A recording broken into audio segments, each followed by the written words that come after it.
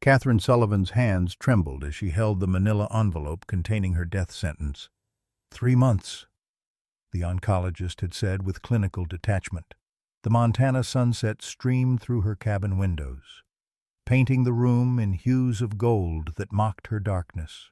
At 42, the former Army captain had survived 3 tours in Afghanistan, only to be ambushed by her own mutinous cells. She poured 3 fingers of bourbon, her father's remedy for life's cruelties, and laughed bitterly at the irony. No family, no children, just memories of soldiers she couldn't save and nightmares that wouldn't fade, as she contemplated her remaining days. A distant howling pierced the silence. Not coyotes, something different.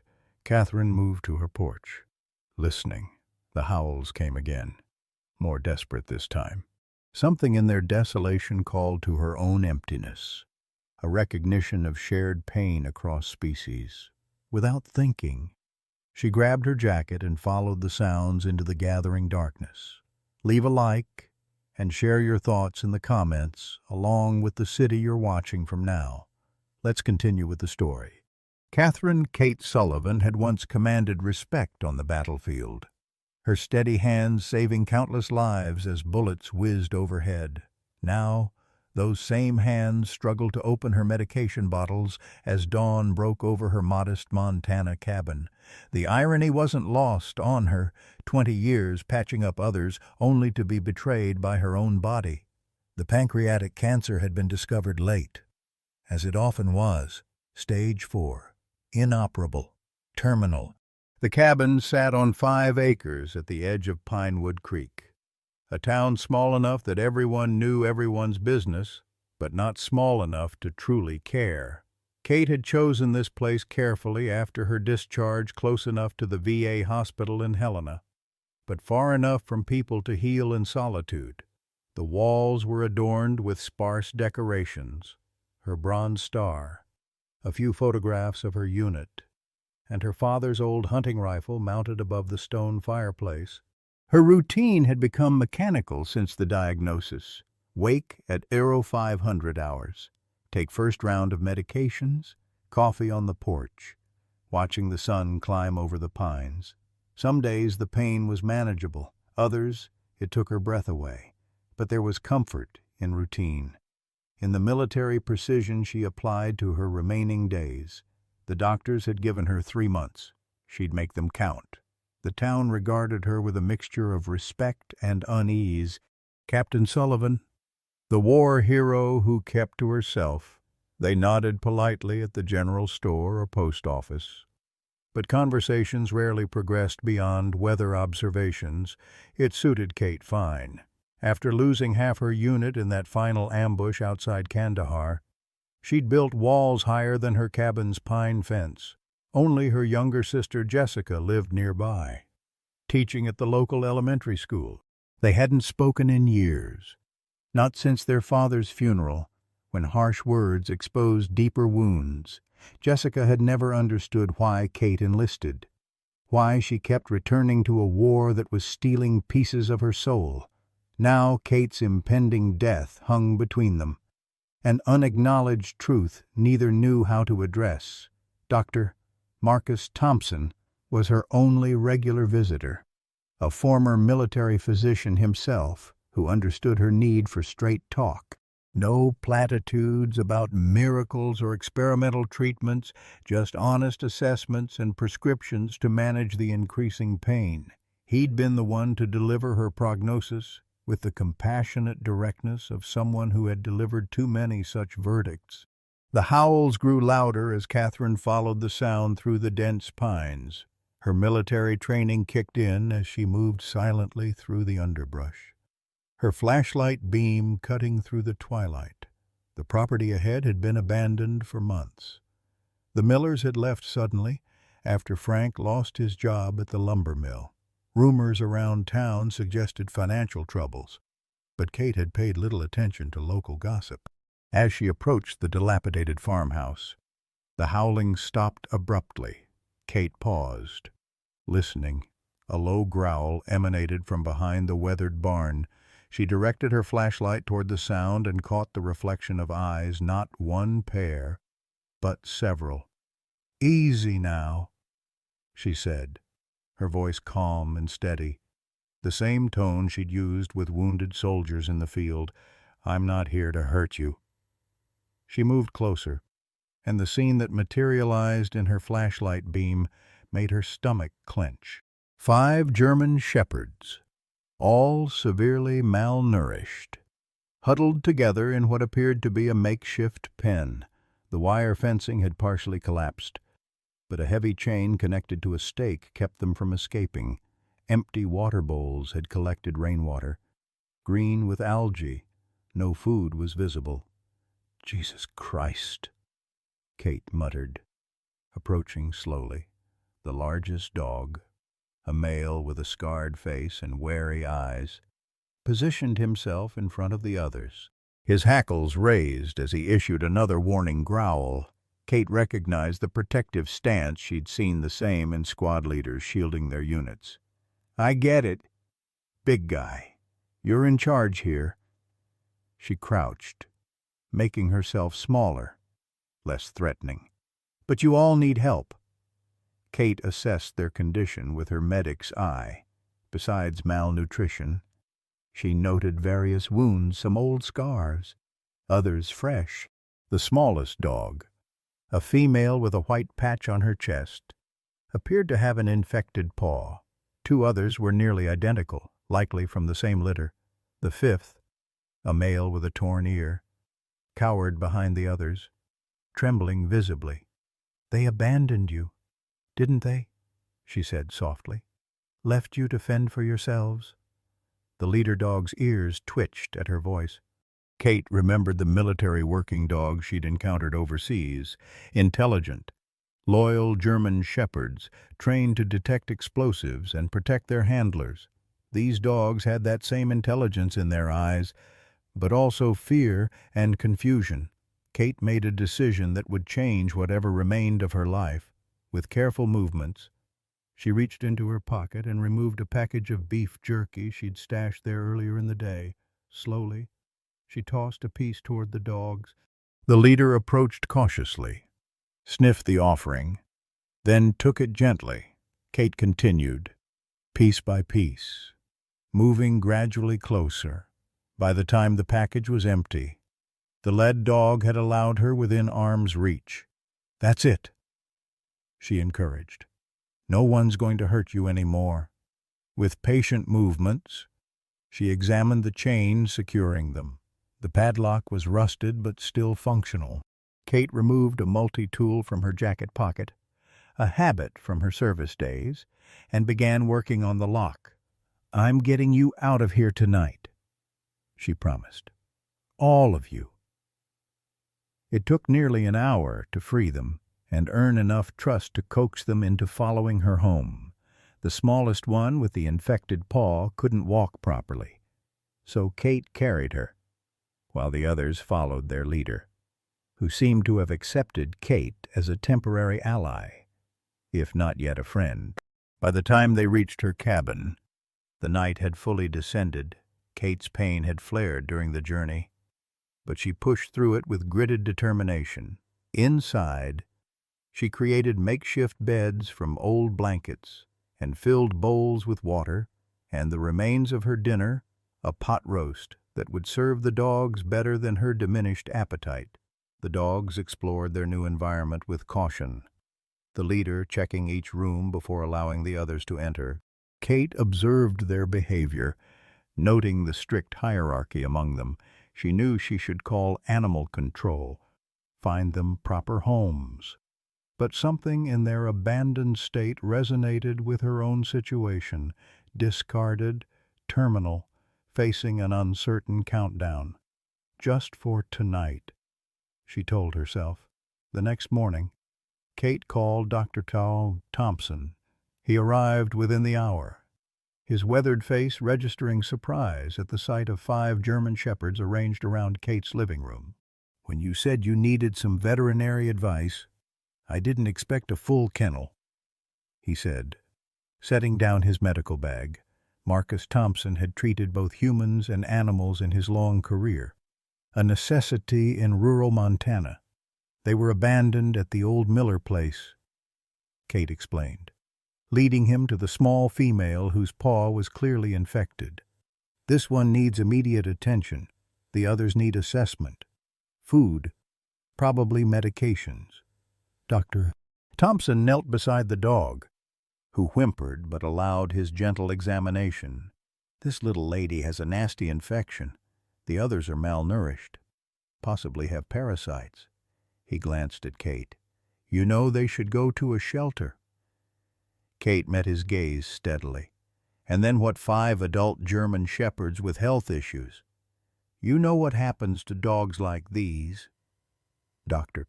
Thompson's silence acknowledged the truth. Rural shelters were overwhelmed, and large breed dogs with medical problems rarely found homes. The euthanasia rates spoke for themselves. Kate, he said carefully, you have your own battle right now, taking this on. I have 3 months, she interrupted. Maybe these dogs do too, but maybe we can make those months count for something. He studied her face, noting the first spark of purpose he'd seen since her diagnosis. Finally, he nodded. I'll get antibiotics for this one. Dewormer for all of them. Special food to build their strength. He paused. And I'll bring extra pain medication for you. This won't be easy on your body. After he left, Kate sat on the floor beside the dogs. The leader had positioned himself near her, not touching but keeping watch. The 2 identical ones she'd started thinking of them as twins had settled by the fireplace. The frightened male with the torn ear remained in the corner, watching warily. The small female with the infected paw had fallen asleep against Kate's leg. We're going to help each other, she told them, not caring how it sounded. For whatever time we have left.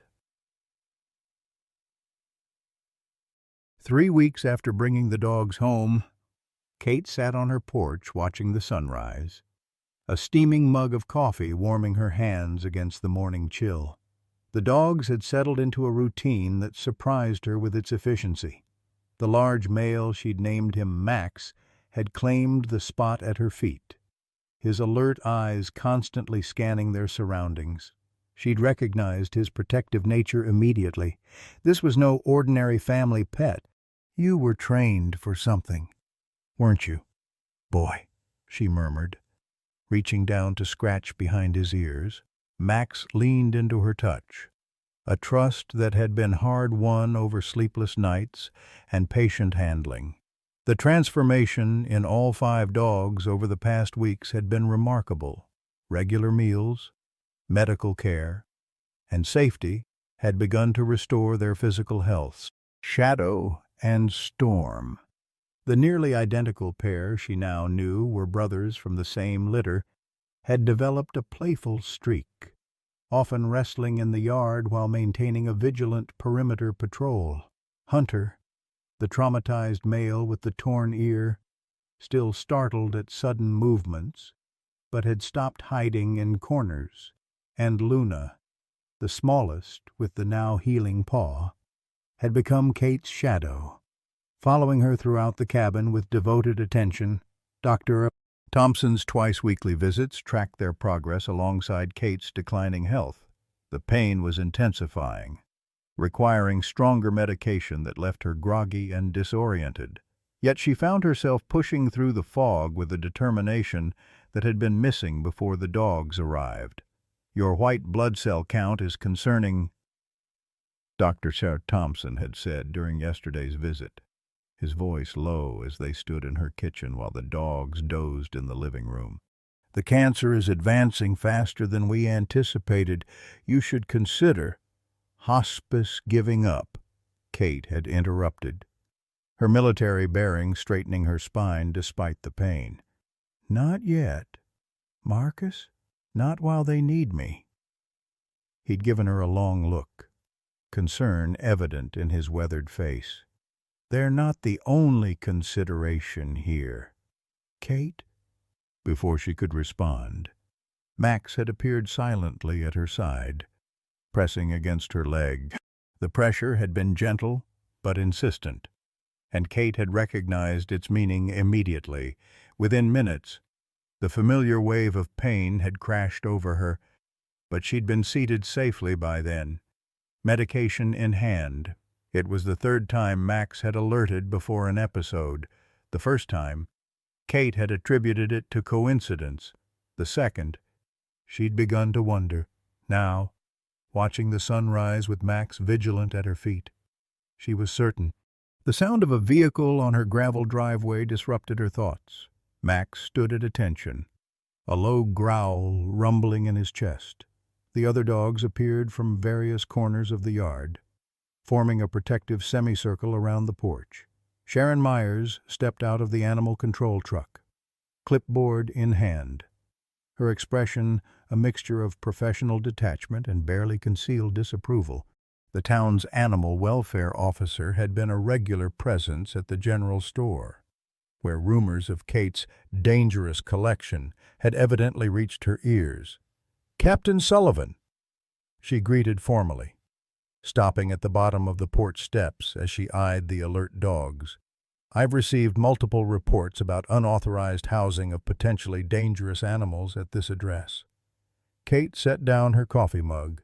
"These dogs are neither unauthorized nor dangerous. Ms. Myers." She didn't rise, conserving energy for what promised to be a confrontational encounter. "They're my pets, being rehabilitated from an abandonment situation. 5 adult German Shepherds is a lot for anyone to handle," Sharon replied, glancing pointedly at Kate's thin frame. "Especially someone in your condition." The implication hung in the air between them. News of Kate's terminal diagnosis had spread through Pinewood Creek with the efficiency of small-town gossip. Sharon's presence was the first tangible evidence that the community had opinions about how Kate should spend her remaining time.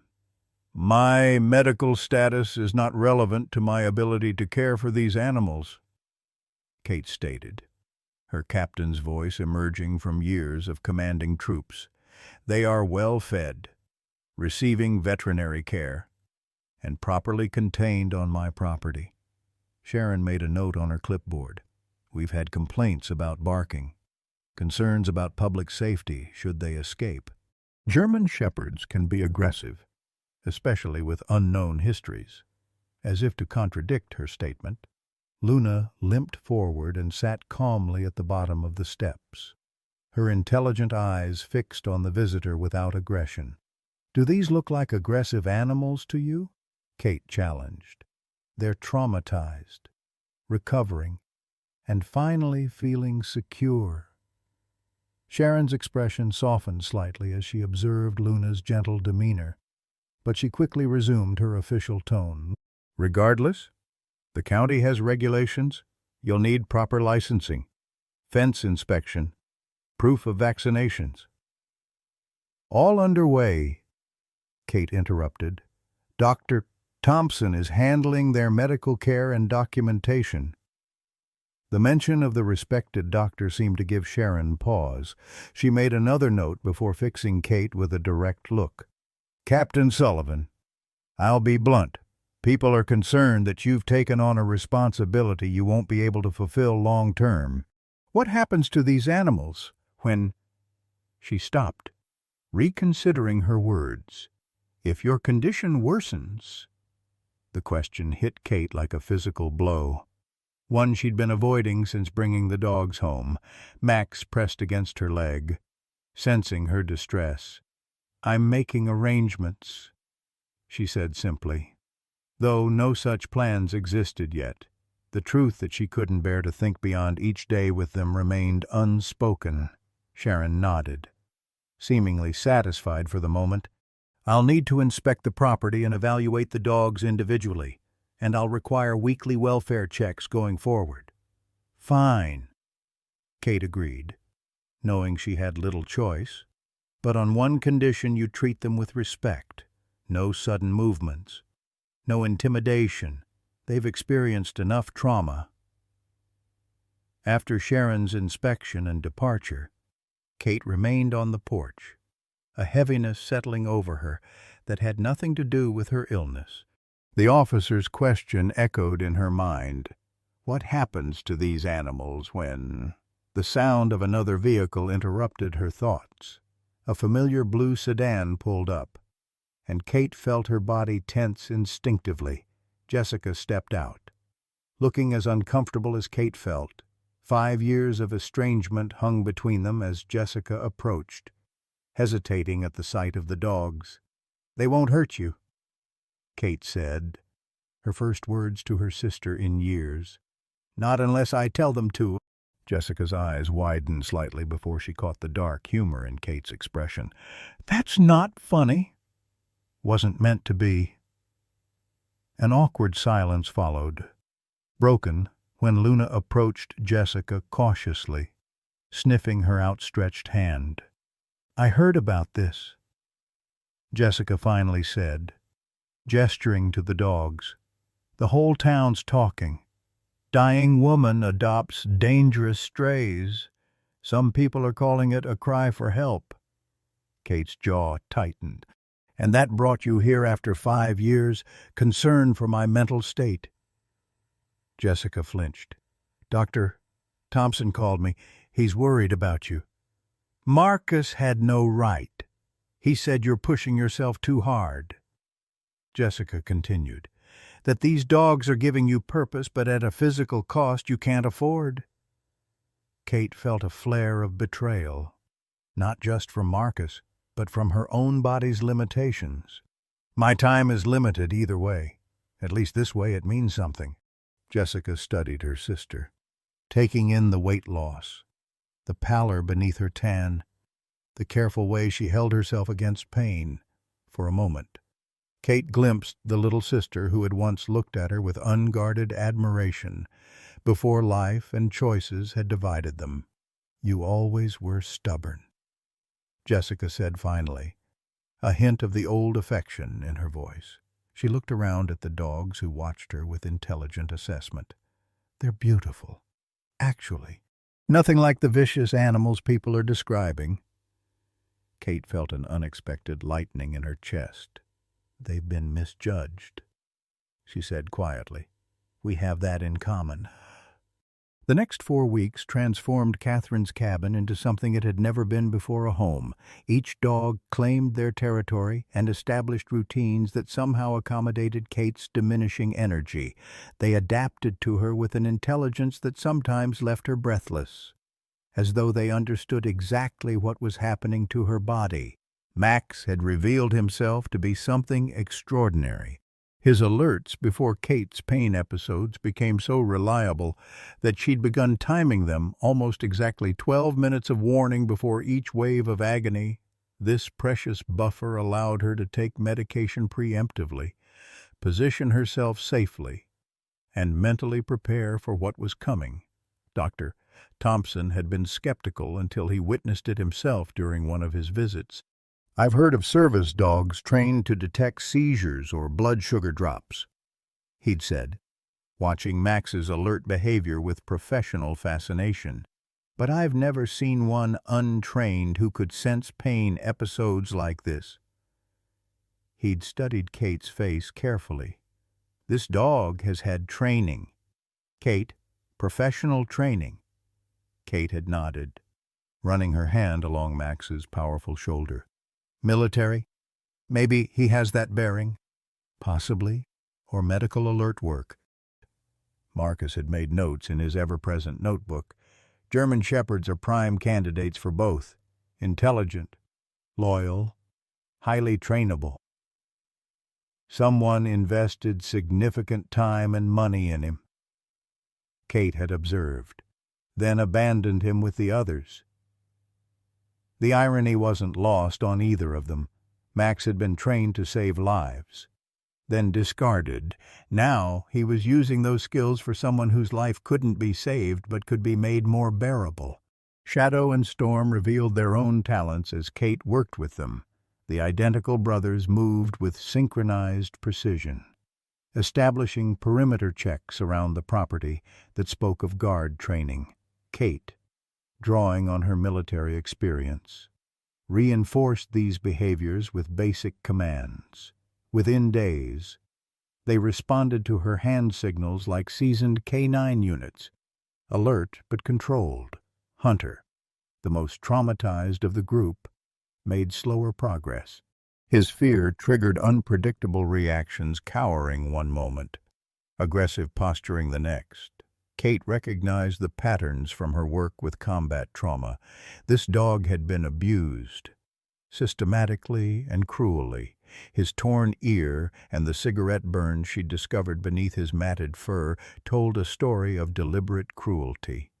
"Easy, soldier," she would murmur when his anxiety spiked. "You're safe now." She spent hours just sitting near him, reading aloud from her dog-eared copy of Hemingway's The Old Man and the Sea, letting him acclimate to her voice and presence without demands. By the 4th week, Hunter allowed her to touch him briefly. By the 5th, he slept at the foot of her bed alongside the others. His twitching dreams, the only reminder of his past, Luna, the smallest and most physically vulnerable, revealed an unexpected empathy. On Kate's worst days, when the pain medication left her nauseous and disoriented, Luna would press her warm body against Kate's side, her steady heartbeat a rhythmic comfort. The infected paw had healed, leaving only a slight limp that Dr. Thompson assured her would likely improve with time. Kate documented everything in a journal: each dog's progress, their quirks and capabilities, their medical needs and responses to different training approaches. On better days, she photographed them with the old Polaroid camera her father had left her, creating a physical record that required no digital skills she lacked.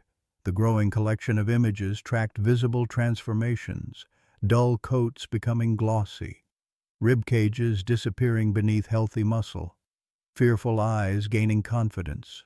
The weekly inspections from Sharon Myers continued, though the woman's initial skepticism had begun to soften as she witnessed the dog's improvement and their obvious attachment to Kate. The official reports remained clinical, but the conversations afterward grew increasingly personal. "You're good with them," Sharon admitted during her 5th visit, watching Kate work through basic obedience exercises with Hunter, who now responded reliably to sit and stay commands, better than most people with years of experience. Kate had shrugged, unwilling to reveal how much these small victories meant to her. Military discipline transfers well to dog training: clear expectations, consistent consequences, earned rewards. Sharon had nodded, making her notes. "The community concerns have decreased. No reported barking issues. No escape attempts." She'd hesitated before adding, "But there are still questions about long-term plans." The ever-present elephant in the room. Kate's deadline, her original 3 months, was approaching its midpoint. The unspoken question lingered: what happens to 5 rehabilitated but still specialized dogs? When she was gone, Kate had deflected, as she always did. "They're making excellent progress, more adoptable every day." Both women recognized the half-truth. Large, adult German shepherds rarely found homes easily, even without their specialized needs and histories. 5 together, nearly impossible. Jessica's visits had increased from that first awkward encounter to weekly check-ins. The sisters navigated their broken relationship with careful conversations that skirted their deepest wounds while finding neutral ground in the dog's care. Jessica, a 3rd-grade teacher with summers off, began arriving with research on canine rehabilitation, training techniques, and nutrition. "Hunter is displaying classic signs of post-traumatic reactivity," she'd announced one afternoon, dropping a stack of printed articles on Kate's kitchen table. "There are specific counter-conditioning protocols we could try." Kate had raised an eyebrow at "we," but accepted the materials without comment. The following day, Jessica had arrived with special training treats and a clicker, ready to work. Kate had watched from the porch, conserving her dwindling energy, as her younger sister methodically worked with the dog who most resembled Kate herself in his damaged wariness. Dr. Thompson's visits took on a dual purpose, monitoring both Kate's declining condition and the dog's improving health. He brought special food formulated for recovery, medications for various lingering conditions, and most precious of all, information about each dog gleaned from his extensive veterinary network. "I believe Max was a military working dog," he confirmed after receiving results from a microchip scan that had revealed a partial service history. The chip is registered to the Department of Defense, but the specific assignment details are restricted. He was officially listed as decommissioned 3 years ago. Kate had processed this while watching Max perform his self-assigned security sweep of the cabin.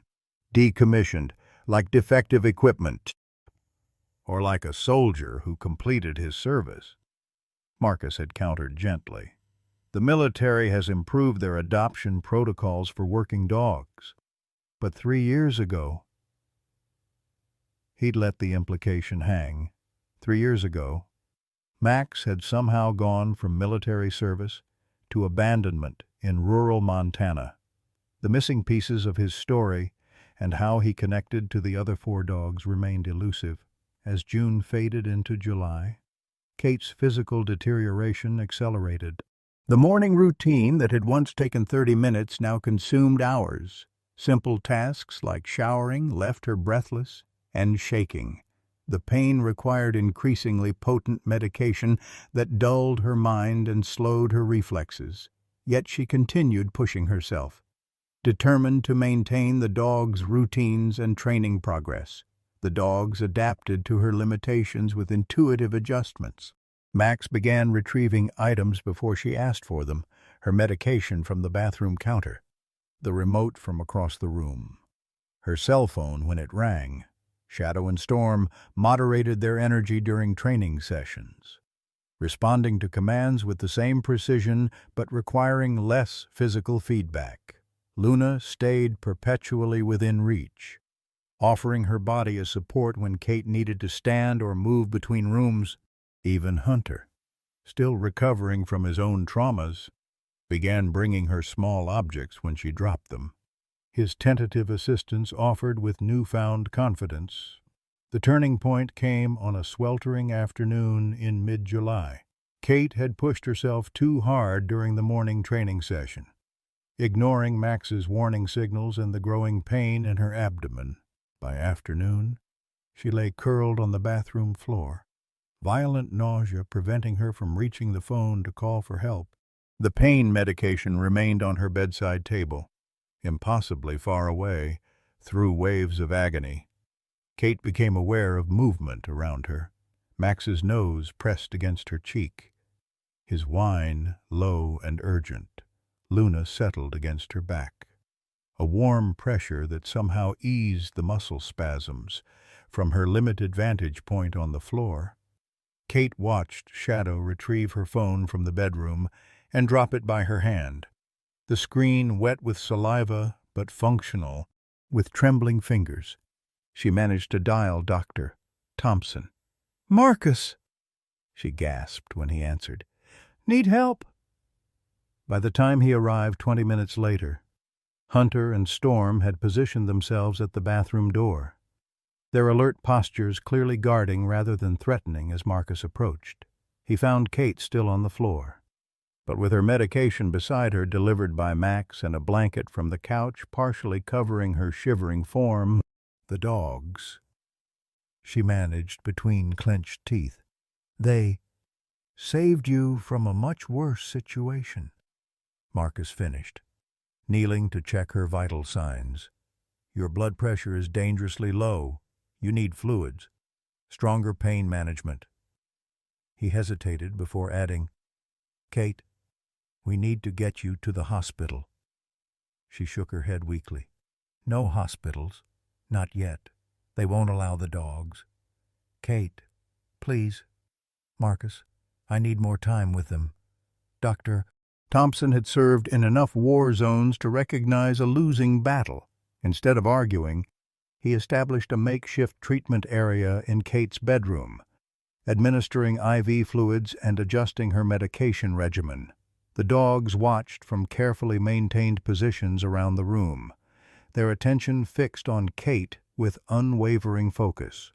"This is remarkable behavior," Marcus observed as Max alerted him to Kate's increasing discomfort before her next scheduled pain dose. "They're functioning as a coordinated team." Kate managed a weak smile. "They take care of each other. Now they're taking care of me." Once she was stabilized, Marcus sat on the edge of the bed, his expression grave. "Kate, we need to have the conversation you've been avoiding." She closed her eyes briefly. "My original 3 months is almost up." "Yes." His voice was gentle but firm. "The cancer is accelerating. Your liver function is compromised. We're reaching the point where home care may not be sufficient." "How long?" she asked, her military directness asserting itself through the medication haze. "A few weeks at most before you'll need full hospice support. Maybe a month until—" He didn't finish the sentence. Kate looked around at the 5 dogs positioned throughout the room, each alert and focused on her. "I need to make arrangements for them." "Yes?" Marcus agreed. "While you still can." The truth hung between them. No shelter would take all 5 dogs together. No typical family would adopt a pack of German shepherds with specialized needs and training. Separation seemed inevitable, a final cruelty to animals who had already endured abandonment. "I'll start making calls," Marcus promised. "There are specialized rescues for former working dogs, foster networks for medical support animals." Kate nodded, her throat tight. "Thank you." After Marcus left, Kate lay awake despite the exhaustion weighing her limbs. The dogs maintained their positions around the room, Max nearest to her, Luna at her feet, the others guarding doorways and windows. Their synchronized breathing created a peaceful rhythm in the darkness. "I'm sorry," she whispered to them. "I thought I had more time." Max raised his head at her voice, his intelligent eyes reflecting moonlight through the window. He moved closer, resting his muzzle gently on the edge of her bed. "I promised I wouldn't abandon you," Kate continued, her voice breaking. "But I'm going to die, and you'll be alone again."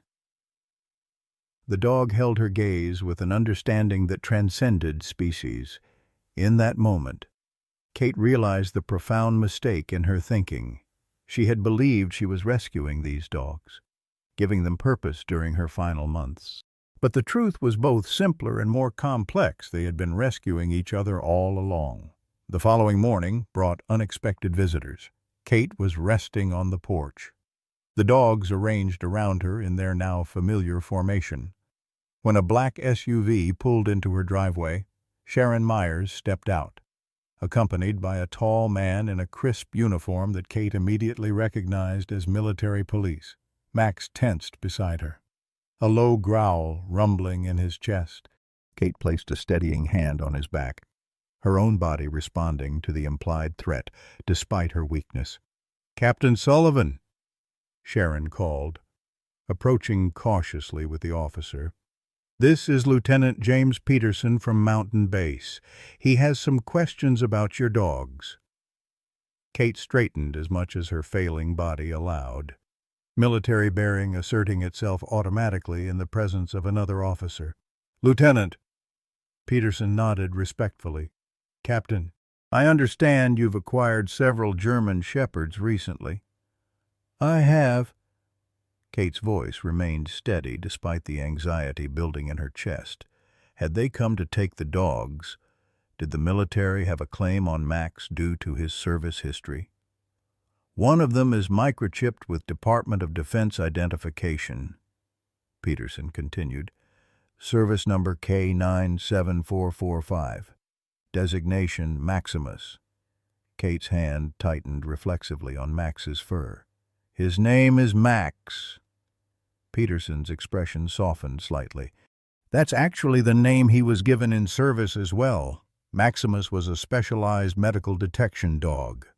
Trained to alert to neurological events and pain responses, he was part of an experimental program at Walter Reed for veterans with traumatic brain injuries and chronic pain conditions. Kate looked down at Max, who maintained his protective posture while watching Peterson with obvious recognition of the uniform. That explains his abilities. 3 years ago, Maximus and 4 other dogs in the program were transferred to civilian contract training for placement with disabled veterans. Peterson continued. The contractor was Jessica Reynolds. The name hit Kate like a physical blow. Reynolds was Jessica's married name, the name she'd taken 6 years ago when she'd married Frank Miller against Kate's adamant objections. The same Frank Miller who had abandoned the property where Kate had found the dogs. My sister. Kate whispered, the pieces suddenly fitting together with sickening clarity. Sharon looked between them, confusion evident on her face. Your sister was responsible for these dogs. I need to speak with Jessica immediately. Peterson stated, the Department of Defense considers these animals valuable government assets that were fraudulently diverted. Their training alone represents an investment of over $200,000 each. Kate's mind raced despite the medication fog. Her sister, the dogs, the mysterious abandonment, Frank Miller's sudden departure from town. It all connected in a pattern she should have recognized sooner. I need to make a call, Kate said, reaching for her phone with trembling fingers. Before this goes any further, Nettie. The town hall meeting room had never been so crowded. Wooden benches designed for sleepy council meetings now overflowed with Pinewood Creek residents, their faces a mixture of curiosity and judgment.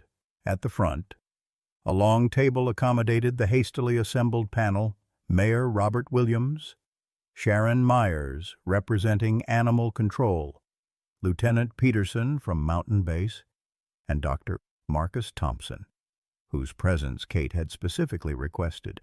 Catherine Sullivan sat alone at a small table facing them, her body frail but her posture military straight.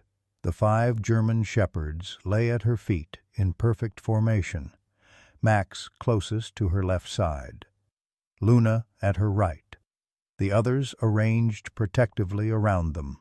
Their calm discipline amid the crowd's murmuring made a striking contrast to the dangerous animals many had expected.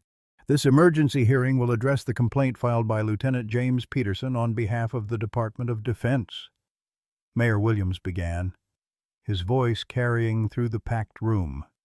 The matter concerns 5 German shepherd dogs currently in the possession of Captain Catherine Sullivan, allegedly diverted from a military program 3 years ago. Kate surveyed the room, noting familiar and unfamiliar faces. Dr. Thompson offered an encouraging nod. Sharon Myers maintained professional neutrality. Her clipboard ready, Lieutenant Peterson sat rigidly in his uniform, eyes occasionally drifting to Max with clear recognition.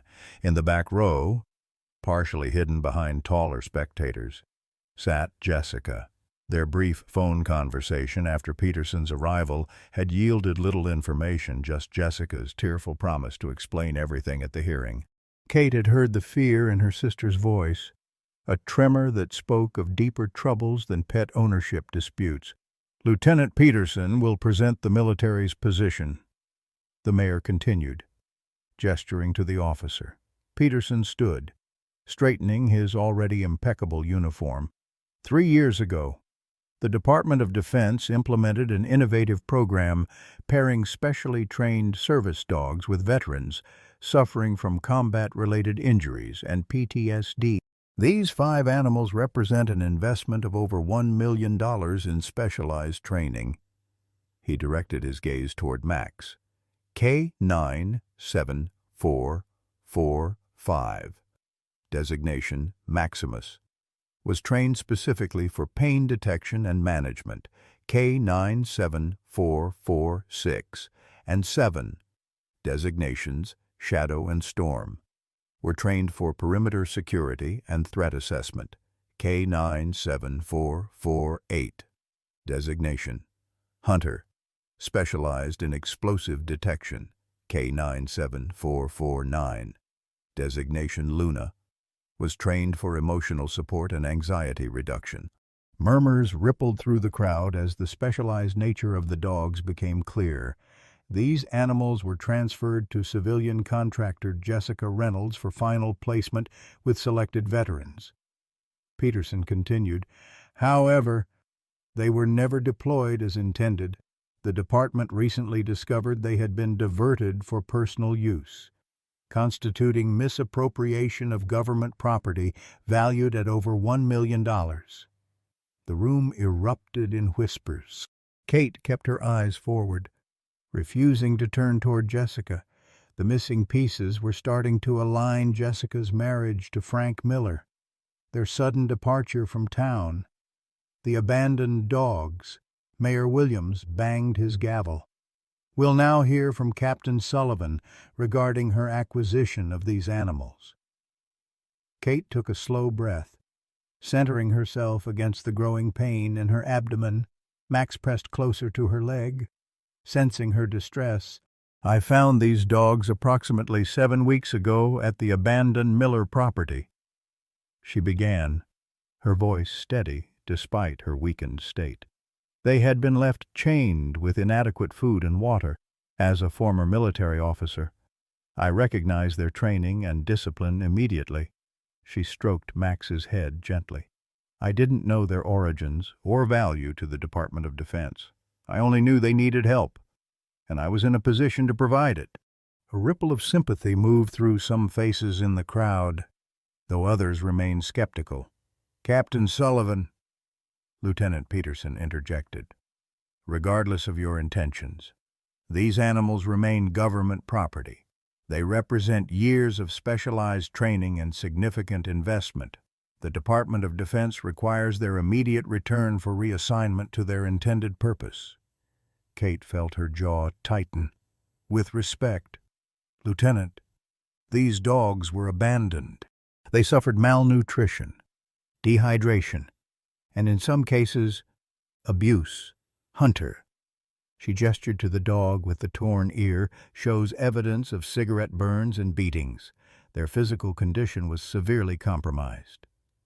Peterson's expression flickered with genuine concern before returning to professional detachment. The department will investigate the circumstances of their abandonment separately. However, their status as government property remains unchanged. They are not property, Kate stated, her captain's voice emerging despite her weakness.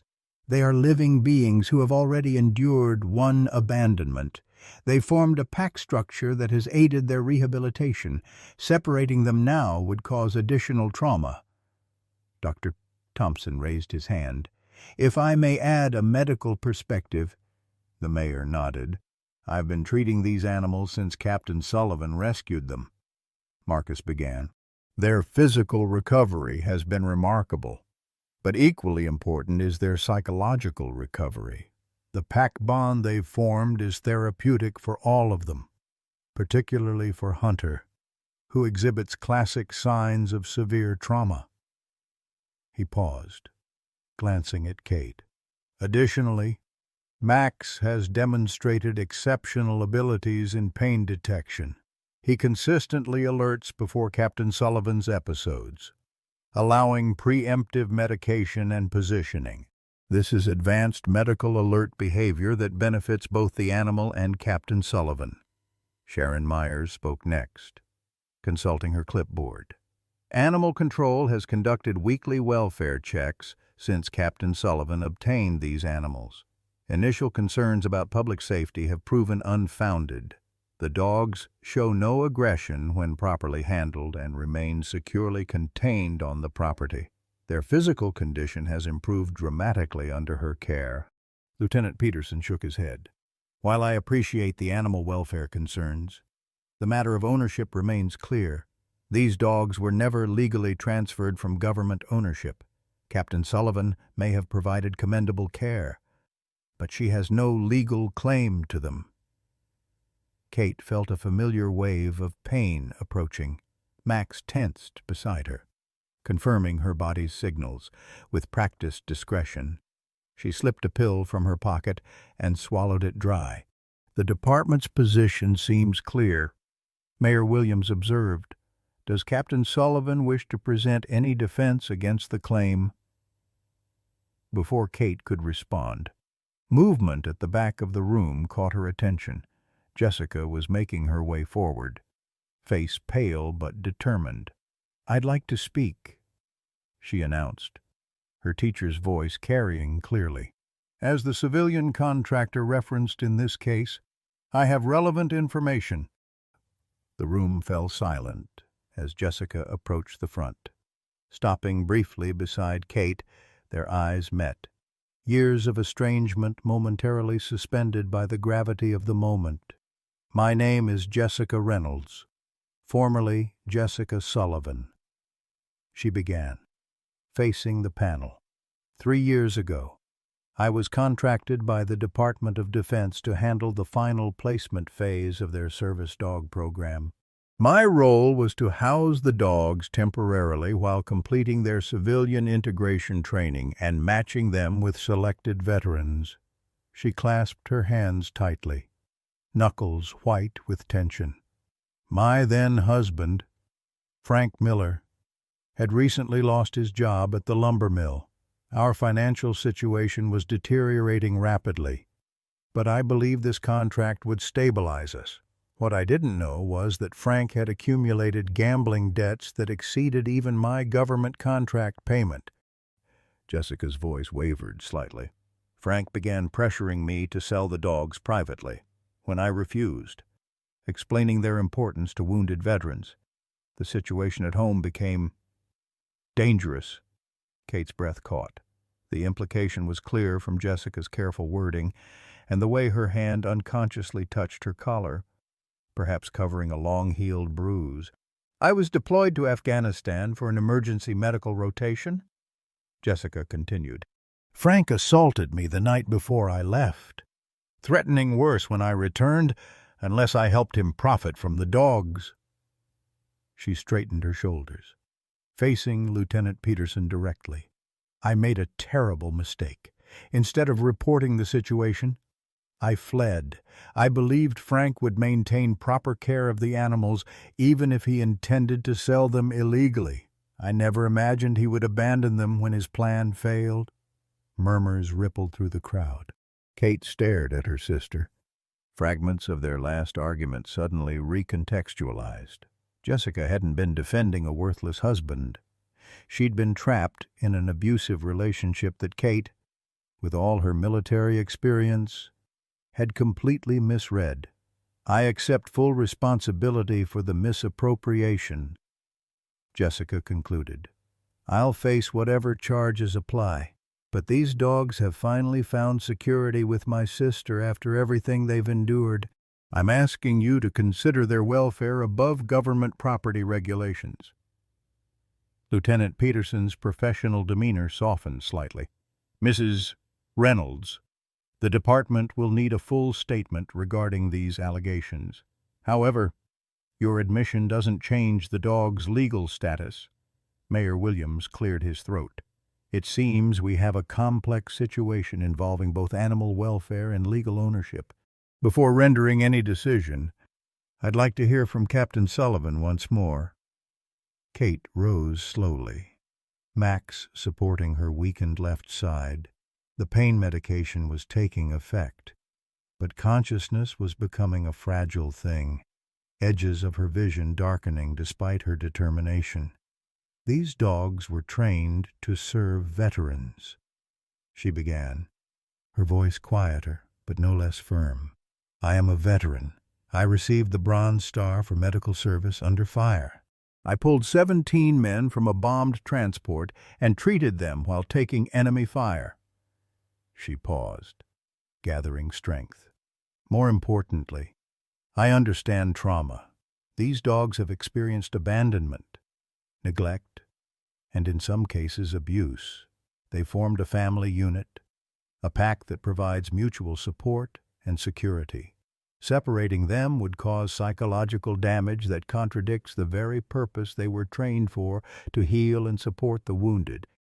Kate felt her strength wavering, but pressed on. Lieutenant, I respect the department's investment, but I ask you to consider what these animals were truly trained for: to serve those who served, to provide companionship to the isolated, security to the vulnerable, and comfort to the suffering. Her voice broke slightly. I have terminal pancreatic cancer. My original prognosis gave me 3 months. I've outlived that expectation, largely because these dogs gave me purpose when I had none. They alert before my pain cycles. They assist with daily tasks as my strength fails. They provide the security and companionship that allows me to remain in my home rather than a hospital. The room had fallen completely silent. Every face turned toward Kate and the 5 disciplined dogs surrounding her protectively. I am not asking to keep them indefinitely, Kate continued, the difficult admission nearly breaking her composure. My time is limited, but I am asking for the compassionate solution that considers their welfare and honors their service mission. She straightened to her full height with visible effort. I propose the following: allow me to formally adopt these dogs for my remaining time. In exchange, I will work with the Department of Defense to document their specialized behaviors and training for future program development. Upon my death, they can be properly assessed for placement with other veterans who would benefit from their specific skills. Dr. Thompson stood. I would volunteer to oversee their medical care and assist with the documentation Captain Sullivan proposes. My experience with both military medicine and veterinary practice makes me uniquely qualified to bridge these disciplines. Sharon Myers added unexpectedly. Animal control would waive the usual multiple animal restrictions and provide regular welfare monitoring to ensure both Captain Sullivan and the dogs receive proper support. Lieutenant Peterson studied Kate for a long moment, his military bearing recognizing hers despite her physical deterioration. Then his eyes moved to each dog, lingering on Max, whose alert posture and intelligent focus exemplified his specialized training. The department's primary concern is recovery of valuable assets, he said finally. However, these animals were ultimately trained to serve veterans in need. He paused, seeming to reach a decision. I believe I can recommend a conditional release to my superiors, provided the documentation program Captain Sullivan proposes is implemented immediately. Max, as if understanding the significance of the moment, moved to stand directly beside Kate, his solid presence supporting her increasingly unsteady frame. Thank you, Lieutenant, Kate managed, the room beginning to tilt alarmingly around her. Her medication was failing to counteract the stress and exertion of the hearing. I believe we can. The sentence remained unfinished as Kate's knees buckled. She was vaguely aware of multiple movements, Max positioning himself to break her fall, Dr. Thompson rushing forward, Jessica crying out from somewhere nearby. Then darkness claimed her entirely. The last sound in her consciousness, the concerned whine of 5 German shepherds forming a protective circle around her collapsed form. Kate woke to the sterile smell of disinfectant and the rhythmic beeping of medical equipment. The hospital room came into focus slowly. White walls, beige curtains, the IV stand beside her bed. Her body felt weightless, yet impossibly heavy, disconnected from her commands. The familiar pain remained, but dulled beneath layers of hospital-grade medication that clouded her thoughts. "Welcome back, Captain." Dr. Thompson's voice came from her right side. He moved into her field of vision, his weathered face drawn with concern. You gave us quite a scare." Kate tried to speak, but her throat felt like sandpaper. Marcus offered a cup of water with a straw, supporting her head as she drank. "The dogs," she managed finally, the two words carrying all her fear and concern. "They're safe," he assured her. Lieutenant Peterson arranged temporary custody with animal control while maintaining their pack structure. Sharon Myers is personally overseeing their care. Relief flooded through her, but questions remained. How long? 3 days. Marcus answered, understanding her disjointed query. Your system began shutting down from the stress and advanced disease progression. We had to induce a medical coma to stabilize you. 3 days lost. Kate tried to process this information through the medication fog. Her original 3-month prognosis had passed 2 weeks ago. Every day now was borrowed time, precious beyond measure. "Jessica?" Marcus adjusted her IV line before responding. "She's been here every day." The police took her statement regarding Frank Miller's abuse and the circumstances of the dog's abandonment. Lieutenant Peterson has been surprisingly supportive, apparently. Your proposal made an impression. Kate closed her eyes briefly, memories of the hearing flooding back. "Need to see them. The dogs." "Kate," Marcus began gently, "you're not stable enough for discharge.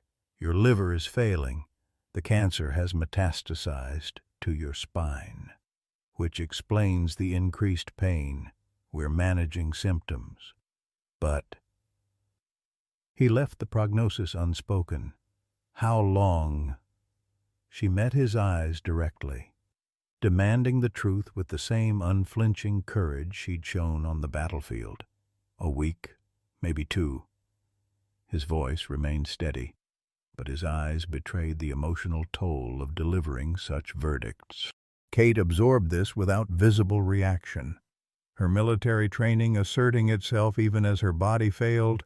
A week, perhaps 2, not enough time to fulfill her promise to the dogs, not enough time to document their abilities, secure their futures, or provide the stability they deserved. "I need to go home," she stated, her voice gaining strength from necessity. "Need to see them. Medically. I can't recommend not asking for recommendations." Kate interrupted, "Telling you my decision." Dr. Thompson recognized the determination in her face, the same expression she'd worn when rescuing the dogs, when facing down the town's judgment. When proposing her solution at the hearing, he sighed heavily. "I can arrange hospice care at your cabin, full medical support, round-the-clock nursing." He hesitated before adding, "And I'll speak with Lieutenant Peterson about bringing the dogs home." Kate nodded, closing her eyes as exhaustion overtook her. "Thank you, Marcus." She drifted into restless sleep, dreams filled with howling and chained dogs she couldn't quite reach. When she woke again, the room's light had changed. Afternoon sun slanting through the blinds, Jessica sat beside her bed, her posture tense with unresolved emotion. "Hey, soldier," Jessica said softly, using the childhood nickname Kate had almost forgotten. "Dr. Thompson says you're planning a jailbreak." Kate studied her sister's face, noting new lines of stress around her eyes. "Going home." Jessica nodded, twisting her hands in her lap. "I've been helping with the dogs. They're doing okay, but they miss you. Max keeps searching each room when they visit your place for the daily care routine." The thought of Max looking for her made Kate's chest tighten painfully. "Jess, about Frank." "Don't," Jessica interrupted. "I should have told you years ago. You tried to warn me about him, and I wouldn't listen." "I judged without understanding," Kate countered weakly. "Failed you as a sister." Jessica blinked back tears. "We failed each other, but maybe it's not too late to get some things right. The conversation exhausted Kate's limited reserves, but it had bridged a gap 5 years in the making. When she next woke, it was to the organized chaos of discharge preparations. Dr. Thompson had marshaled a small army of medical personnel, coordinating with the local hospice program to transform her cabin into a medically supported environment where she could live out her remaining days. The lieutenant pulled some strings, Marcus informed her as they waited for the ambulance transport. The dogs will return to your property today under a compassionate release program. It's conditional, but he's advocating for your proposal to be formally accepted. And Kate managed a small smile, the first since her collapse. Always did respect the chain of command. The journey home passed in a blur of pain and medication adjustments. By late afternoon, Kate was settled in a hospital bed that now occupied her living room, positioned to maximize her view of the yard through the large windows. Medical equipment crowded the cabin's modest space, and a hospice nurse named Patricia had already established herself in the spare bedroom. "They're here," Jessica announced from the porch, her voice carrying through the open door. "Sharon's bringing them now." Kate struggled to raise the head of her bed, refusing Patricia's assistance. This moment, seeing her dogs again, demanded whatever dignity she could muster. She smoothed her hair with trembling fingers, acutely aware of how her appearance had deteriorated in just 3 days. The sound of paws on the wooden porch preceded their entrance. Sharon Myers led the procession, holding Max's leash with unnecessary formality, given the dog's perfect discipline. Behind them came Jessica with Shadow and Storm, then Lieutenant Peterson himself with Hunter and Luna. "At ease, everyone," Kate said, attempting humor despite the emotional weight of the moment. "That includes you, dogs." Max's reaction was immediate. He approached her bed with careful restraint, eyes fixed on her face, reading her condition with an intelligence that transcended species. Kate extended her hand, and he pressed his muzzle against her palm with gentle precision. "I missed you too," she whispered, her composure threatening to break. One by one, the others approached for brief contact, Shadow and Storm offering respectful sniffs, Hunter touching his nose briefly to her blanket, Luna whimpering softly as she detected Kate's deterioration. Lieutenant Peterson watched the reunion with undisguised interest. "Remarkable," he commented. "Their recognition of your condition and appropriate adjustment of behavior is exactly what they were trained for." Kate nodded, already exhausted by the brief interaction. "They understand more than we give them credit for. I've received preliminary approval for your proposal," Peterson informed her, maintaining a respectful distance from the bed. "The department is interested in your documentation, particularly regarding Max's pain detection abilities. They've authorized me to implement a recording protocol if you're willing." "Of course," Kate agreed, her voice weakening. Whatever helped secure their future. And the day's exertions had depleted her limited reserves. As conversation continued around her, Kate found herself drifting, consciousness becoming a fragile, intermittent thing. The last image before sleep claimed her was Max settling into position beside her bed, his vigilant presence promising protection even as her body betrayed her. The next 4 days established a new rhythm in the cabin. Medical equipment and personnel integrated awkwardly with the dog's routines, but adaptations emerged organically. The pack seemed to understand the gravity of the situation, moderating their behavior accordingly. They maintained their disciplined rotations, but adjusted patrol patterns to accommodate the constant flow of hospice workers. Max rarely left Kate's side, his alerts providing crucial warnings before pain episodes that allowed Patricia to administer medication preemptively. Shadow and Storm appointed themselves guardians of the property's perimeter, their synchronized sweeps reassuring in their precision. Hunter overcame his fear of strangers through sheer determination to remain near Kate, allowing the medical team to work around him. Luna's empathetic presence provided comfort during Kate's most difficult moments. The small dog often sensing emotional distress before it manifested physically. Lieutenant Peterson visited daily, recording the dog's behaviors and Kate's increasingly fragmented observations. Jessica practically moved in, sleeping on the couch and managing the household, while the medical team focused on Kate's care. Dr. Thompson monitored Kate's rapid decline with professional composure that occasionally cracked to reveal the friend beneath the doctor. "You're fighting hard," he observed on the fifth evening, checking her vital signs with gentle efficiency. "Not ready to leave them," Kate whispered, her voice barely audible. The cancer had accelerated dramatically, her organ systems beginning the cascade of failure that marked the final stage.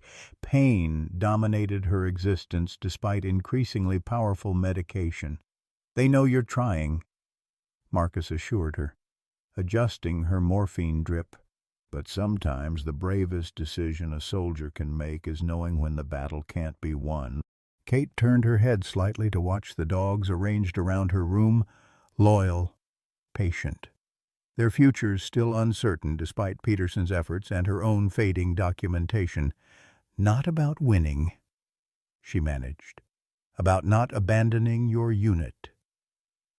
That night, as moonlight spilled through the windows and the cabin settled into uneasy silence, Kate felt a fundamental shift within her failing body. Max sensed it immediately, rising from his position with an alert whine that brought Patricia hurrying from the spare room. "It's starting," Kate told the nurse, surprising herself with her clarity despite the morphine. "Need Jessica and Marcus."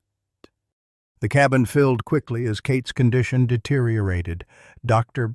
Thompson arrived first, medical bag in hand, his face grave as he assessed her vital signs. Jessica followed minutes later, hair disheveled from sleep, eyes wide with fear. Lieutenant Peterson, who had been staying in town to monitor the documentation project, appeared shortly after midnight, still in uniform as though standing official watch. The dogs maintained their positions around Kate's bed, their disciplined presence a stark contrast to the barely controlled human emotions filling the room. Max remained closest, his intelligent eyes never leaving Kate's face. His body tensed, as though physically resisting the inevitable. "I've increased her pain medication to maximum dosage," Marcus informed Jessica quietly. "She's comfortable, but this level of sedation—" "Will I be able to speak with her?" Jessica asked, her voice breaking. "There might be moments of lucidity," he cautioned, "but they'll be brief and unpredictable." Kate drifted through layers of consciousness, the morphine creating a strange disconnect between her mind and failing body. Through half-lidded eyes, she observed the scene as though from a distance her sister's tears, the doctor's professional efficiency concealing personal grief, the lieutenant's military stoicism, and always the dog's vigilant, unwavering, their loyalty a tangible force in the room. "Jessica," Kate managed during a moment of clarity, her voice barely audible. "Come closer." Her sister leaned in, clasping Kate's hand between both of hers. Kate could feel the tremble in Jessica's fingers, see the guilt and grief etched in her face. "Need to tell you," Kate whispered, each word requiring precious energy. "The dogs, don't worry about them," Jessica assured her, smoothing back Kate's hair with gentle fingers. "Lieutenant Peterson has arranged everything. They'll be taken care of." Kate shook her head slightly, the movement almost imperceptible. "Not enough. Need you to keep them together." Jessica's eyes widened in understanding. "Kate, I can't possibly. You can, Kate interrupted, summoning strength from some final reserve. You know them. They know you. Her breathing became more labored, each word a victory against her failing body. Max trusts you. As if acknowledging his name, Max pressed closer to the bed, his muzzle resting lightly against the mattress near Kate's hand. The program will place them with veterans, Jessica began, but Kate's weak squeeze of her hand silenced her. Separately, Kate managed. They'll be separated, need to stay together. Lieutenant Peterson approached the bed, his professional demeanor softening as he witnessed the exchange between the sisters. Captain Sullivan is correct. The placement protocol typically assigns dogs individually based on veteran needs assessment. Kate's eyes found his, gratitude evident in her gaze. Lieutenant, you've seen them, how they work together. Peterson nodded slowly. I have. Their coordinated behavior is exceptional, something our training programs have attempted to develop but never fully achieved. Worth more together, Kate insisted, her voice fading. Jessica understands them. Program needs someone who knows them. The implication hung in the air between them. Kate was proposing more than Jessica's temporary guardianship of the dogs. She was suggesting her sister's involvement in the department's service dog program itself. Mrs. Reynolds does have the necessary background, Peterson acknowledged, addressing Dr. Thompson as much as Kate. Her original contract with the department demonstrated her qualifications, and her recent cooperation has been noted positively by my superiors. Jessica looked stunned. Kate, I don't think I can. You can, Kate repeated with surprising firmness. Need purpose, both of you. The double meaning was clear. Both Jessica and the dogs needed direction after Kate's death. In her typical direct fashion, even on her deathbed, Kate was attempting to solve both problems simultaneously. It would require significant adjustments to our protocols, Peterson cautioned, though his tone suggested openness to the possibility. Keeping the pack together, developing a modified placement program. Dr. Thompson interjected quietly. The documentation we've gathered demonstrates clear benefits to the pack structure. Their interdependent functionality could serve as a model for future program development. Kate's eyes began to close, the medication pulling her back toward unconsciousness. Jessica squeezed her hand desperately, trying to maintain the connection. Kate, stay with us a little longer. Always was stubborn, Kate murmured, her words slurring. Never did know when to quit. A ghost of a smile touched her lips as consciousness faded. The last sensation she registered was Max's warm breath against her fingertips, a constant amid the gathering darkness. The night stretched endlessly, Kate's breathing growing more labored as dawn approached. The medical equipment's steady beeping provided a rhythmic counterpoint to the vigil maintained by humans and dogs alike. Jessica didn't leave her sister's side, speaking softly during moments when Kate seemed partially aware, sharing memories and apologies too long delayed. Remember when Dad took us fishing at Crescent Lake, Jessica said, holding Kate's unresponsive hand. You caught that huge trout and insisted on releasing it, said it had fought too hard to end up on a dinner plate. She wiped tears with her free hand. You always did respect a good fight. Throughout the night, the dogs maintained their positions with uncanny discipline. Only Max moved occasionally, pressing closer during Kate's moments of distress. Somehow sensing pain break through despite the heavy medication, Dr. Thompson observed this behavior with professional interest even through his personal grief. His detection abilities are extraordinary, he commented quietly to Lieutenant Peterson during one such episode. He's alerting to subtle physiological changes that our monitors aren't registering until seconds later. Peterson nodded. These dogs represent the pinnacle of our training program. Captain Sullivan recognized their value immediately, not just as assets, but as partners. As first light began filtering through the cabin windows, Kate's breathing pattern changed subtly. Dr. Thompson moved quickly to her bedside, checking vital signs with efficient movements that belied his emotional investment. "Not long now," he informed Jessica gently. "Minutes, perhaps?" Jessica nodded, tears flowing freely as she clasped her sister's hand tighter. "I'm here, Kate. I won't leave you." The dog sensed the shift immediately. Luna emitted a soft whine, pressing her body against the bed frame. Shadow and Storm moved to position themselves at the foot of the bed, their alert postures conveying a dignity that transcended human understanding. Hunter, still the most traumatized of the group, began trembling visibly, but held his position near the door. Max's reaction was most remarkable. He rose from his place beside the bed and gently placed his head on the mattress near Kate's hand. With delicate movements, he nudged her fingers with his nose, a gesture of both comfort and farewell. "He knows," Dr. Thompson whispered. "They all do."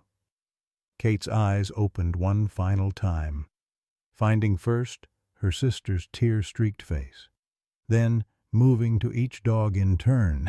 No words came, but a peace settled over her features that had been absent through months of pain and struggle.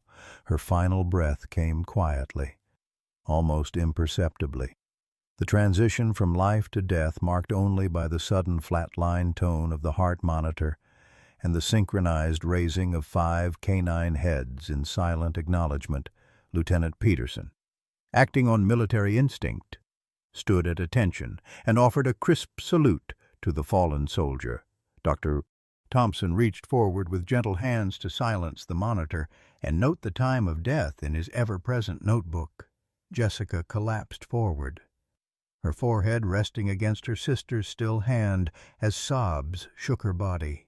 The dogs remained motionless, their disciplined behavior unbroken even in grief. Only Max moved, gently pressing his muzzle against Kate's hand one final time before settling into a protective position that suggested his watch continued despite her departure. Outside the cabin, the Montana sunrise painted the sky in hues of pink and gold.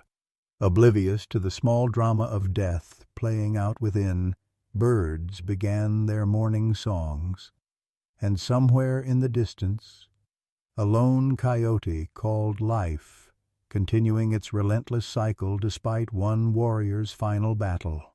Inside, 5 German shepherds maintained their positions around the bed of the woman who had rescued them, their loyalty extending beyond her final breath. In those quiet moments after Kate's passing, with humans lost in their grief, the dog's steady presence offered a different perspective on death. Not an ending, but a transition, a changing of the guard rather than an abandonment. Jessica's sobs gradually quieted as exhaustion tempered her grief. When she finally raised her head, she found 5 pairs of intelligent eyes watching her, waiting, perhaps for guidance now that their primary human was gone. In that moment, despite her uncertainty and grief, Jessica made a wordless promise to her sister and these extraordinary animals. They would remain together.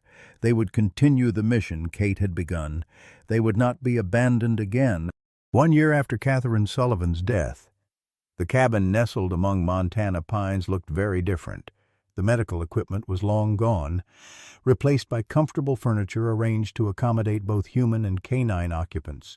Photographs lined the walls, some old, showing Kate in her military uniform, others new, capturing 5 German shepherds in various settings.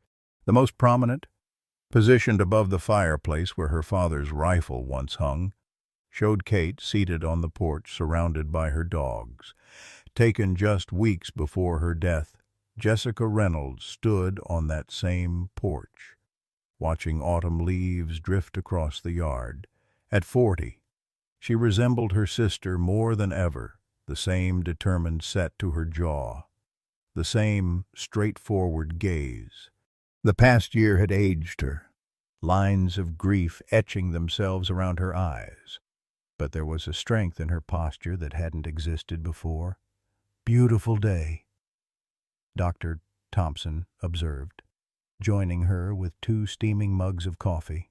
His monthly visits had continued long after his medical duties ended, friendship filling the void left by professional obligation. Kate would have loved it. Jessica agreed, accepting the coffee gratefully. Clear skies, crisp air, perfect weather for training. As if on cue, Max emerged from the tree line, his powerful body moving with deliberate grace as he led the pack in their morning patrol. Shadow and Storm flanked him at precisely matched distances, their synchronized movements testament to their specialized training. Behind them came Hunter, confidence replacing the fear that had once dominated his behavior, and Luna, her limp now barely perceptible. "They still follow his lead," Marcus noted, watching the dog's coordinated approach. "Kate was right about keeping them together." Jessica nodded. The program directors were skeptical at first. The entire model was built around placing individual dogs with individual veterans. But the data doesn't lie. The data she referenced represented a year of meticulous documentation, first Kate's observations during her final months, then Jessica's continued records after stepping into the role her sister had envisioned for her. That documentation, combined with Lieutenant Peterson's advocacy, had transformed a compassionate exception into a groundbreaking program revision. "The first veteran arrives next week?" Marcus asked. Though he already knew the answer, the small town of Pinewood Creek had buzzed with little else for months. "Tuesday," Jessica confirmed. "Sarah Jenkins, Marine Corps, 2 tours in Iraq, lost her right leg to an IED, significant PTSD," and she sipped her coffee, watching the dogs complete their patrol route. Kate would be proud, the program bearing her name, the dogs staying together, this place being used exactly as she hoped. The Catherine Sullivan Pack Service Program had emerged from unlikely beginnings, a dying woman's plea, a military officer's recognition of exceptional value, a sister's promise. What had started as a temporary arrangement to honor Kate's final wishes had evolved into an innovative approach to veteran support. "I still can't believe how the town turned around," Marcus commented, gesturing toward the expanded driveway where construction equipment stood silent. The weekend pause and the ongoing renovations to accommodate the program's needs. "The same people who wanted to take the dogs away from Kate are now volunteering to help veterans who'll be staying here." Jessica smiled faintly. "People need time to understand what they're afraid of. Kate didn't get that time, but she created something that did." Inside the cabin, evidence of the transformation was everywhere. The spare bedroom had been converted into an office where Jessica coordinated with the Department of Defense and veteran support organizations. The living room, once dominated by Kate's hospital bed in her final days, now featured adaptive furniture designed for accessibility. The kitchen had been expanded to accommodate group meals and therapeutic cooking sessions. Most significant was the new addition extending from the back of the cabin 4 private rooms where veterans would stay during their intensive training periods with the dogs. The program's innovative approach paired wounded warriors with the entire pack, rather than individual animals, allowing each dog's specialized skills to address different aspects of recovery. "I spoke with Lieutenant Peterson yesterday," Marcus mentioned as they moved inside. "He's been promoted to captain. The program's success has apparently reflected well on him." Jessica nodded. "He deserved it. Without his advocacy, none of this would have happened. She ran her hand along the worn wooden table where she and Kate had finally reconnected after years of estrangement. It's strange how things work out. Kate died thinking she'd failed these dogs by not having enough time. She never got to see how her last battle actually changed everything. The dogs entered through their specialized door, moving with purpose to their designated stations throughout the cabin. Max approached Jessica, his mission complete, awaiting the next assignment with the focused attention that had made him invaluable first to the military, then to Kate, and now to the program bearing her name. "Status report," Jessica asked, the formal command triggering Max's trained response. He moved to each window in sequence, checking perimeters and sight lines before returning to stand at attention, his body language communicating all clear with the precision of any human security officer. Dr. Thompson watched the interaction with continued fascination.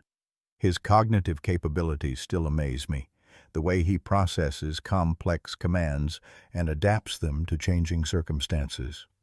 "Kate saw it immediately," Jessica replied, "while everyone else, including me, saw abandoned animals. She recognized soldiers who needed a mission." Their conversation was interrupted by the sound of a car approaching. Shadow and Storm moved to alert positions near the front door, their protective instincts balanced by their training. "Are you expecting someone?" Marcus asked, checking his watch. "Sharon Myers," Jessica explained. "Final inspection before the program officially launches." The irony wasn't lost on either of them. The animal control officer who had once threatened to remove the dogs from Kate's care now served on the program's advisory board, her expertise in animal welfare providing valuable oversight as the project expanded. Sharon entered with the confident familiarity of a regular visitor, clipboard in hand, just as she'd carried during those tense early inspections of Kate's impromptu rescue operation. "Everything looks ready," she announced after greeting Jessica and Marcus. "The county has approved all the modifications, and your program license is officially activated." She handed Jessica a formal document bearing multiple signatures and official seals. "Congratulations. The Catherine Sullivan PAC service program is officially operational." Jessica accepted the document with careful hands, emotions visibly washing over her face. "She should be here for this." "She is," Sharon responded with unexpected gentleness, gesturing to the dogs arranged throughout the room. "Everything they are, everything they do, carries her influence." As if understanding the significance of the moment, Max approached the three humans, the other dogs following in their established formation. They arranged themselves in a semicircle, their disciplined presence a living memorial to the woman who had saved them. Dr.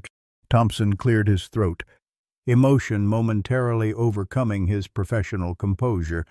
"I think this calls for a toast." He retrieved a bottle of aged bourbon from his bag, the same brand Kate had favored. She would have appreciated the moment. As they raised their glasses, Jessica looked around at the transformed cabin and the extraordinary dogs that had changed not just her life but an entire military program. "To Kate," she said simply, "who taught us all that it's never too late to find purpose." "To Kate," Marcus and Sharon echoed.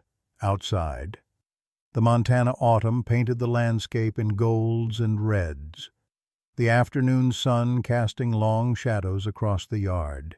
In 1 week, the first veteran would arrive, beginning a journey of recovery guided by 5 remarkable dogs who had once been abandoned and the sister of the woman who had rescued them. The circle had closed.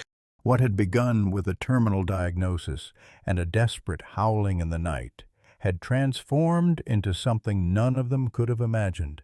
In saving the dogs, Kate had created a legacy that would continue saving others long after her death. In those final 3 months that had stretched unexpectedly to 5, she had found not just purpose, but immortality of the most meaningful kind, living on through continued service to those who needed it most. As evening approached, Jessica stood on the porch where Kate had first heard the howling that changed everything. Max settled beside her, his vigilant presence a comfort and a reminder. Together, they watched the sun setting on one chapter and rising, somewhere beyond the horizon, on another. They laughed when Catherine adopted those 5 abandoned German shepherds with only 3 months to live. What could a dying woman possibly offer these traumatized animals? But you and I know better, don't we? We understand that sometimes, when the road ahead shortens, our vision becomes clearest. Catherine saw what others missed, not broken animals needing rescue, but soldiers requiring purpose, just as she did. In their shared vulnerability, they created something extraordinary, a family forged in borrowed time. Like Catherine, many of us face unexpected final chapters, health challenges, loss of loved ones, life's painful transitions. We ask ourselves what remains when careers end and strength fades. Catherine's story reminds us that purpose doesn't diminish with circumstance. It transforms. The legacy she created extended far beyond her abbreviated life, touching countless wounded warriors who followed. When time seems cruelly limited, remember Catherine and her remarkable dogs. Our most meaningful contributions often emerge when we stop fighting against our limitations and instead ask, what can I build with what remains? In answering that question, we discover that what truly matters isn't how long we live, but how deeply we serve. I hope you enjoyed today's story. Subscribe to the channel so you don't miss more stories like this. Leave a like and comment below what you thought of the story. See you in the next video.